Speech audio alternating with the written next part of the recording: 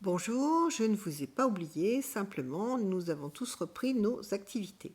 Mais suite au bon retour que j'ai eu, et je vous en remercie, si ces petites vidéos peuvent vous être utiles, je continuerai d'en diffuser une par semaine.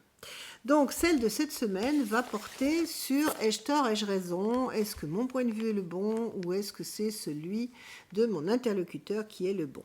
Déjà, si on se pose la question, remarquez, c'est déjà pas mal. Ça veut dire qu'on n'est pas complètement têtu et qu'on peut envisager quand même que l'autre ait raison aussi.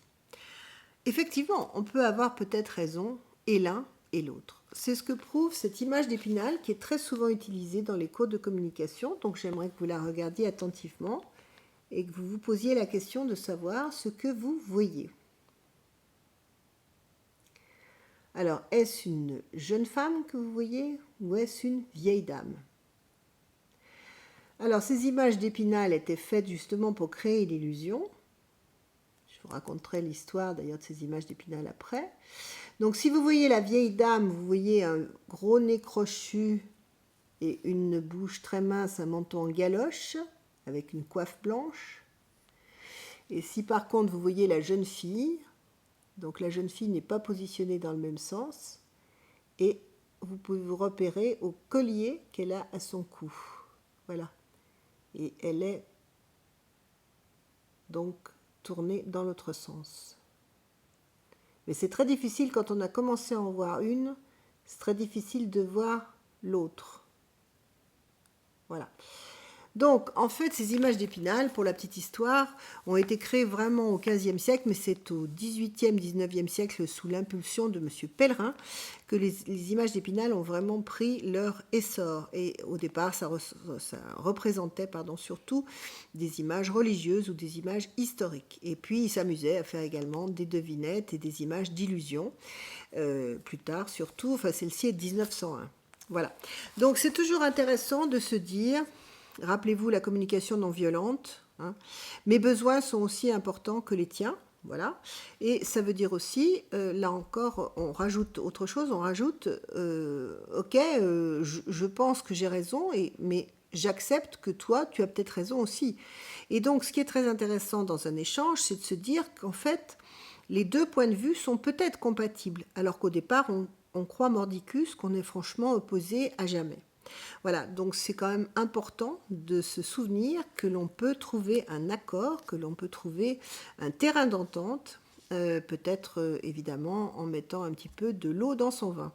Il est certain que selon le caractère que l'on a, on peut avoir envie d'avoir toujours raison, mais on sait très bien également que ce n'est pas comme ça qu'on peut avancer, que ce soit dans le travail ou que ce soit dans la vie privée. Et tout n'est fait que de négociation.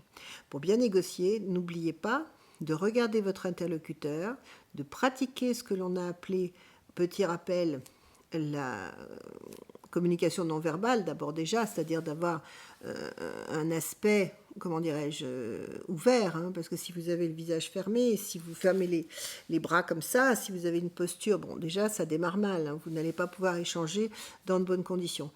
Donc restez détendu le plus possible, même si vous redoutez la conversation que vous allez avoir, parce que vous savez que ça peut être pénible et que vous aurez inévitablement des différends, en tout cas avec la personne en question. Voilà, donc on se détend, on respire avant, on l'a vu ça aussi. Et puis surtout, donc on essaye de comprendre ce qui se passe, de se mettre dans les chaussures de la personne. Là, je me répète un peu, mais volontairement.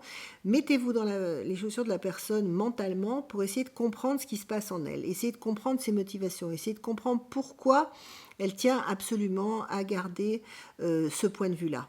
Et peut-être que vous arriverez aussi à la faire changer en vous-même exprimant vos émotions, en exprimant que ce qu'elle est en train de vous dire peut-être vous blesse, vous attriste, vous met en colère, mais que vous essayez, et ce évidemment sans s'énerver, comme on l'a vu là aussi dans l'adulte, voilà.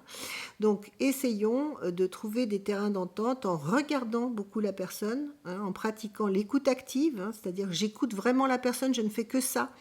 Je ne commence pas déjà à me dire je vais lui répondre ça, non. Non, non, j'attends calmement, j'écoute bien, j'écoute vraiment quelle est sa motivation. Et quand vous aurez compris vraiment comment cette personne fonctionne dans sa tête, eh bien vous aurez beaucoup plus de chances si ce n'est l'amener complètement à votre avis, au moins en tout cas faire un pas en avant et vous et aussi bien entendu. Voilà. Donc aujourd'hui, j'ai tenu à vous parler de ça parce que je pense que là, on va redémarrer et que les circonstances ne seront pas toujours faciles, que le travail sera sûrement peut-être difficile, que les gens vont être peut-être énervés. Donc, on garde son calme, on respire et on essaie de comprendre ce qui se passe en face de nous. Voilà. Merci beaucoup et à la semaine prochaine. Au revoir.